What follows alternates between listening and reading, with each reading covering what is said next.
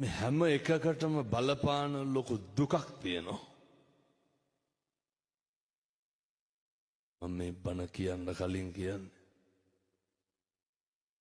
ඔය පොඩි උන් පරිස්සම් කරගන්න ඕනේ. එතකොට වයසක අම්මලා තාත්තලා ටිකක් රැකෙන්න ඕනේ.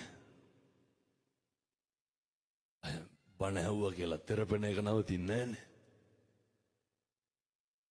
සරප්පු ගැන නම් ආසාවක් තියාගන්න එපා. ෆෝන් එකයි පර්ස් එකයි ටිකක් වටිනවා. අද මේ පැත්තට ආවා වගේ හෙට අනිත් පැත්තට එන්නවා සේරටම නැති වුණා ගියාගෙන.